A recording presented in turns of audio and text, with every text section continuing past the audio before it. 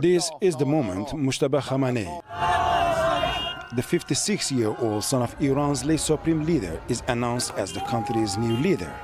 Supporters say they see his father in him.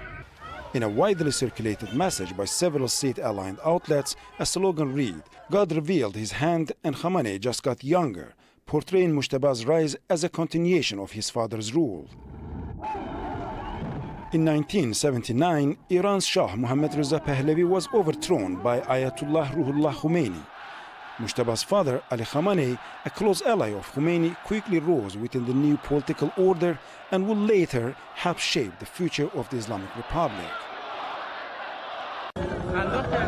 Mojtaba came of age during revolution and war. At just 17, he went to the front lines during the Iran-Iraq War, while his father served as Iran's president. The troops he fought with would later form what became the Islamic Revolutionary Guard Corps, now Iran's most powerful military institution.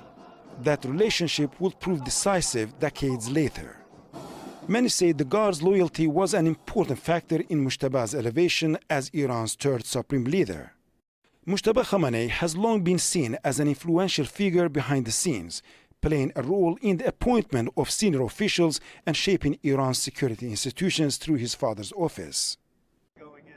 In the days leading up to his selection, US President Donald Trump warned that Mojtaba's rise will be unacceptable to Washington. But many in Iran's political and military establishment saw those remarks as interference, further strengthening support for his appointment. Mojtaba's father, mother, sister, wife, son, and several other relatives were recently killed in strikes by US and Israeli forces. Many believe these loss could shape his outlook and possibly push Iran toward a more confrontational path. But some analysts argue the opposite may happen. Under heavy pressure from war and international isolation, they say the Iranian regime now faces two difficult choices: collapse or transform. Because Mojtaba carries the legacy of his father and the revolutionary establishment, they argue he may have the legitimacy to push difficult reforms through without being accused of betraying the revolution. But time may not be on his side. Israeli officials have repeatedly threatened to target any successor to Iran's assassinated supreme leader. But the challenges go beyond external threats. Many in Iran see Mojtaba's appointment as dynastic, arguing that the revolution which toppled a monarchy has now produced another.